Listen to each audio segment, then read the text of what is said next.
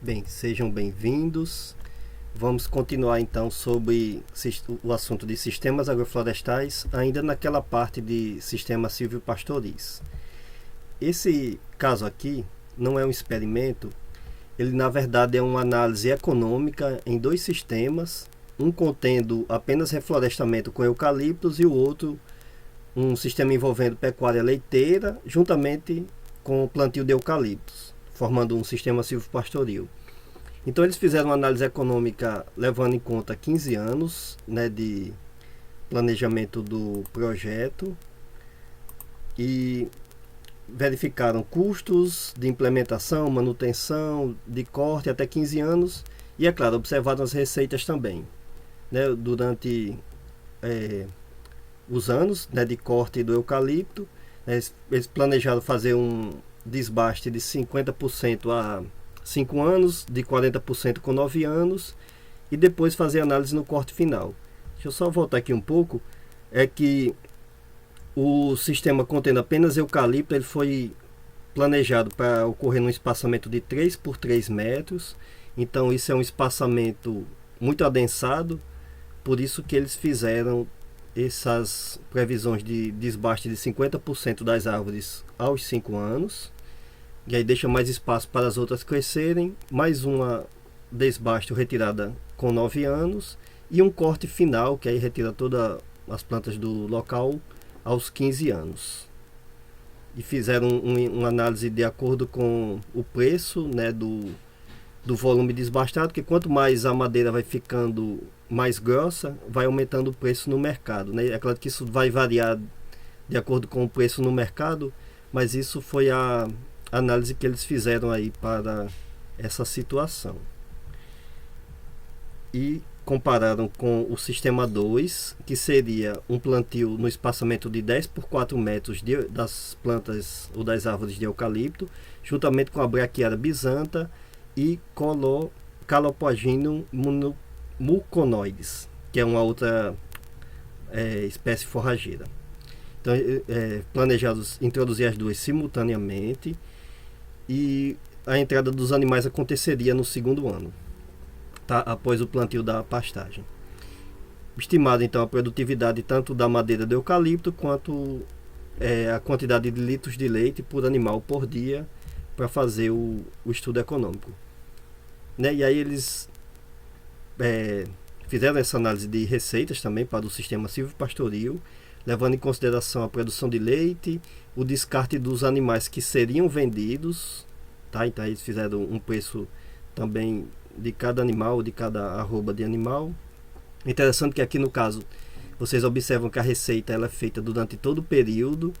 Quando é o plantio isolado de eucaliptos, aí eles fizeram a receita apenas com 5, 9 e 15 anos.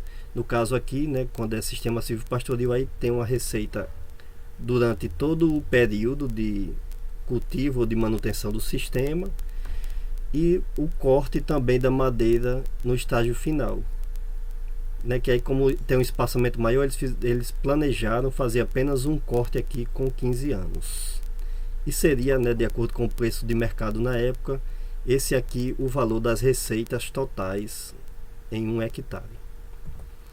Então, para comparar os sistemas, eles utilizaram alguns índices econômicos que normalmente se é feito em análises de projetos, como o VPL, que é valor presente líquido, que ele basicamente ele mede a taxa de fluxo de entrada menos a saída. É claro que tem algumas variáveis que devem ser utilizadas na determinação desse índice aqui, tá? Mas basicamente o que a gente está vendo aqui seriam receitas menos despesas.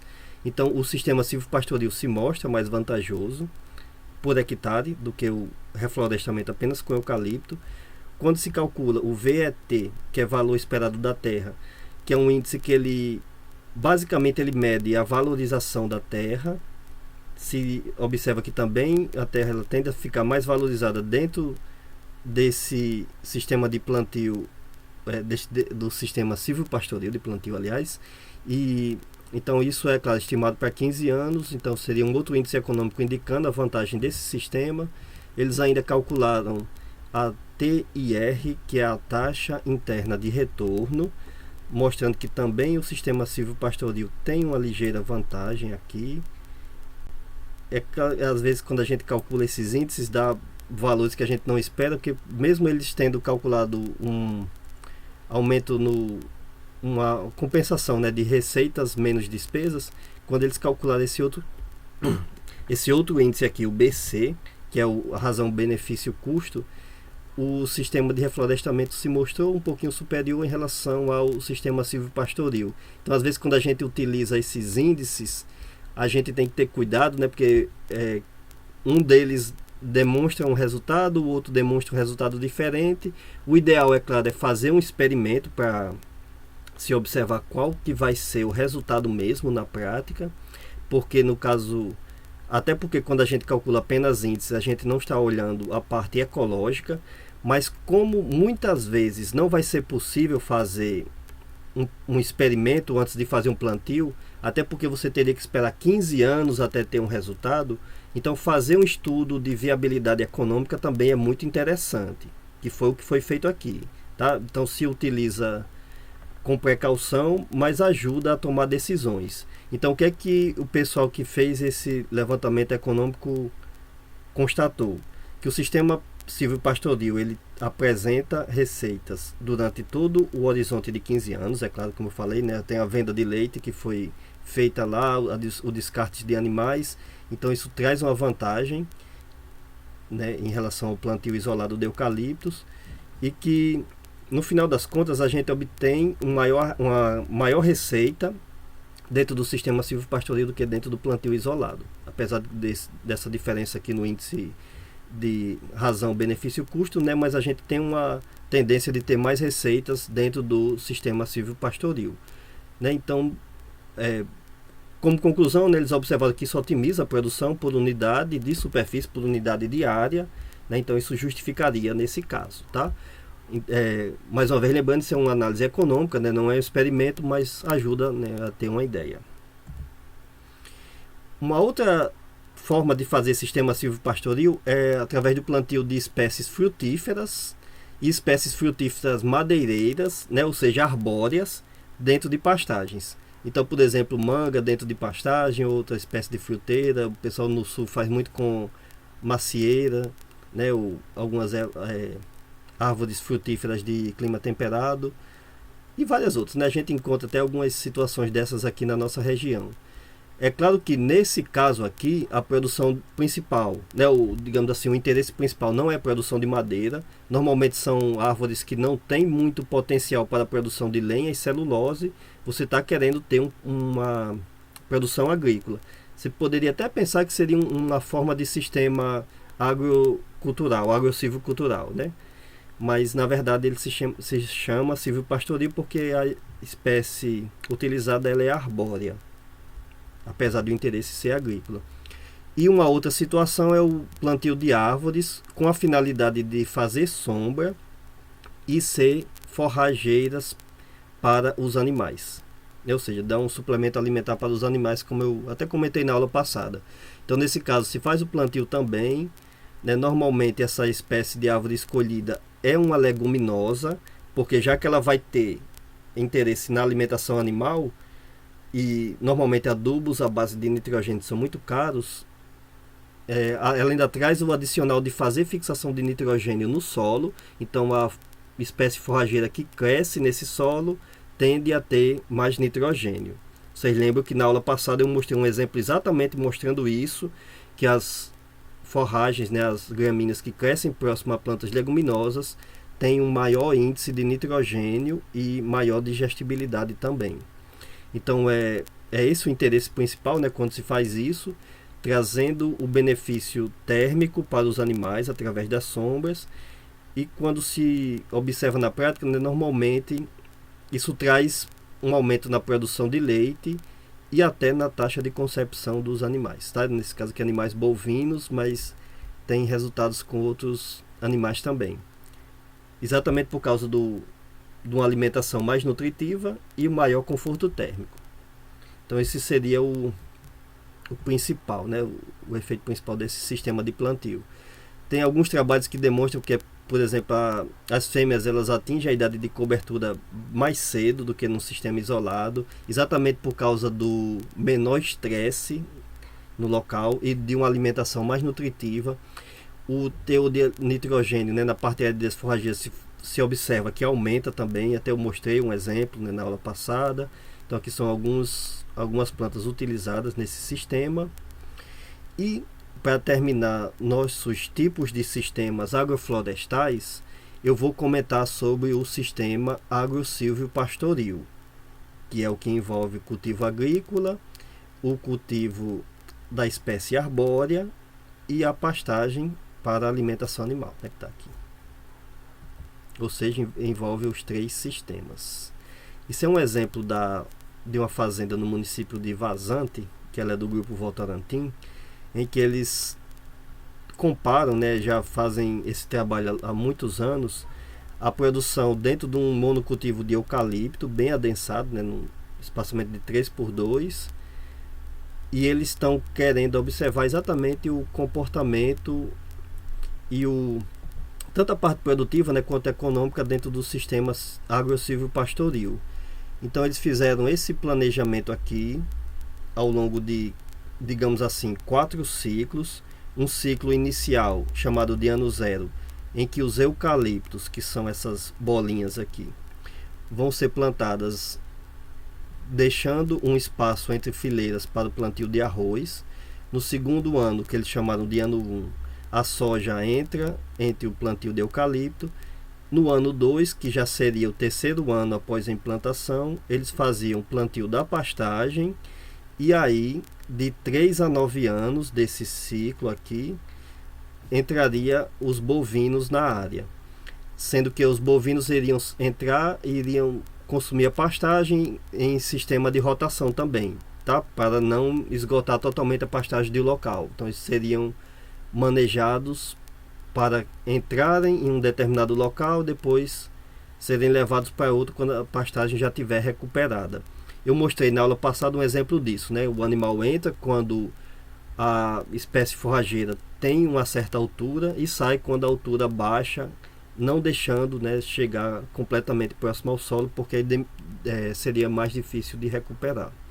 Então seriam esse sistema aqui que eles fizeram e avaliaram aqui na região de Vazante, Minas Gerais. Então isso aqui é o ano inicial, o ano zero. Vocês observam que aqui nas fileiras estão as plantas de eucaliptos plantadas e entre as fileiras de eucaliptos tem plantio de arroz, tá? Então isso aqui são arroz todos plantados, né, numa área muito extensa, e eles até calcularam aqui a produtividade média, né, do arroz para entrar lá no cálculo econômico. Bom, então isso aí daqui, né, a visão do ano zero, né, o inicial. É claro que nesse ano aqui só vai ter produção de arroz, né, em toda essa extensão de terra, mas o eucalipto já está ali plantado, aguardando, né, a época de colheita. O plantio foi feito no sentido leste-oeste. Eu comentei na aula passada por que fazer em sentido leste-oeste, né? Porque imagine que o sol está nascendo aqui nesse horizonte e vai se pôr no lado aqui oposto. Então as árvores de eucalipto, quando tiverem maior, não vão sombrear o espaço entre as fileiras. Se fosse no sentido contrário, né, norte-sul, aí sim, né, a árvore, à medida que vai crescendo, vai sombreando entre as fileiras. Tá? Mas aí a gente já comentou isso. Então imagina, seria esse caso aqui, ó. Esse aqui é o ano 1, segundo ano. As plantas de eucalipto já estão bem crescidas. E aí eles fizeram plantio de soja depois da colheita do arroz. Então essa árvore aqui, se fosse num plantio norte-sul, já teria durante boa parte do dia sombreando, né? Tanto de um lado, depois quando o sol fosse se pôr do outro lado, sombreando o espaço entre as fileiras, tá? Então por isso, se o terreno é plano, a gente sempre opta por plantar no sentido leste-oeste. Se for com declividade, não, aí tem que ser em nível. Então ainda aqui no ano 1, ou segundo ano de plantio, isso aqui é a soja, né, crescendo, produzindo, né? Eles fizeram também o cálculo aí da receita dessa produção na área toda, e o eucalipto, né, crescendo ali normalmente. No ano 2, aí já entra o plantio das duas espécies forrageiras. Aliás, eles utilizaram 3 espécies de braquiária aqui, né? Braquiária decumbens, bisanta e umidícola, juntamente com capim colonião, e fizeram os custos aqui das receitas, os custos, aliás, de implantação, e depois eles vão fazer o custo da receita quando os animais entram, que é naquele ciclo, né, que vai de 3 até 9 anos, aliás. E aí sim já pode ter animal, né? Quando está nessa situação aqui, já no segundo ano, os animais já podem entrar no local. E aí já podem caminhar tranquilamente, até porque, né, vocês observam que as árvores já estão tão crescidas que o bovino, mesmo que ele gostasse de folha de eucalipto, que eles não gostam, mas mesmo que eles gostassem, eles não teriam como danificar o crescimento ou atrapalhar o crescimento das árvores, né? Então isso é um sistema muito bem planejado, né, e muito tranquilo para ser manejado, né? Então aí eles continuam nessa avaliação ao longo do tempo, calculando produtividade animal, produtividade de madeira, né, fazendo todos aqueles índices que vocês observam nas disciplinas de dendrologia. E é claro, né, manejando os animais de acordo com a capacidade de suporte da pastagem, sempre deixando, né, evitando que se esgote. Lembrando, né, mais uma vez, que tudo tem que ser em cultivo sustentável, né, nada pode esgotar o solo e qualquer outro recurso natural do terreno, né? Então eles continuaram fazendo isso por algum tempo e depois avaliaram os gastos, né, e os rendimentos, ou seja, aqueles índices que eu comentei agora há pouco, para ver qual que seria a situação mais vantajosa, né? Eles estavam pensando em avaliar os cortes, na verdade comparar as idades de cortes, aí fizeram os índices econômicos para eles, né? E se observou que, por exemplo, baseado nisso, né, em algumas previsões, eles viram que era mais vantajoso fazer o corte realmente com 9 anos, baseado na taxa de retorno, que até foi um pouquinho mais baixa aos 9 anos, mas a qualidade da madeira, como é muito maior em 9 anos comparado com 8 anos, então eles observaram que outros índices mostravam-se mais vantajosos quando se faz o levantamento para 9 anos, tá? Que seria os valor presente de retorno líquido aqui.